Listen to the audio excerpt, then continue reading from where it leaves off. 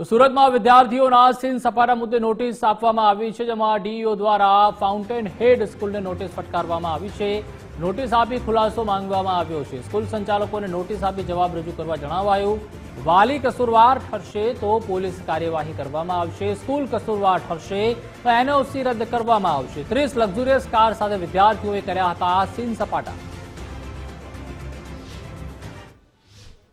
સુરતની અંદર આવેલી ફાઉન્ટેન હેડ શાળાના વિદ્યાર્થીઓએ કાર દ્વારા રેલી કરવામાં આવી હતી.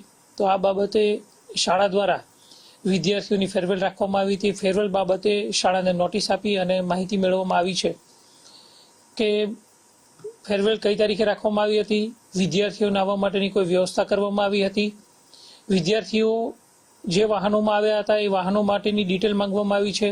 અને વિડીયોમાં જે અથવા તો સોશિયલ મીડિયામાં જે વિડીયો છે એ વિડીયોમાં જોઈ શકાય છે મુજબ જે વાહનોની અંદર વિદ્યાર્થીઓ આવ્યા હતા તો એ વાહનોની અંદર વિદ્યાર્થીઓ પોતે કાર ચલાવીને આવ્યા હતા કે ડ્રાઈવર સાથે આવ્યા હતા, એમની વિદ્યાર્થીઓ પાસે લાયસન્સ છે કે નહીં, એ તમામ પ્રકારની માહિતી શાળા પાસે માંગવામાં આવી છે. અને આ માટે આચાર્યને રૂબરૂ ખુલાસા સાથે હાજર રહેવા માટે જણાવવામાં આવેલું છે. જે વ્યક્તિ કસૂરવાર ઠરશે એની વિરુદ્ધમાં કાર્યવાહી કરવામાં આવશે. જો વાલીએ વિદ્યાર્થીઓને લાયસન્સ ન હોવા છતાં આપી હોય તો આરટીઓ અને પોલીસ વિભાગ દ્વારા એના અંતર્ગતની કાર્યવાહી કરવામાં આવશે. જો આમાં શાળા કસૂરવાર હશે તો શાળાની એનઓસી રદ કરવા સુધીની કાર્યવાહી થઈ શકે છે.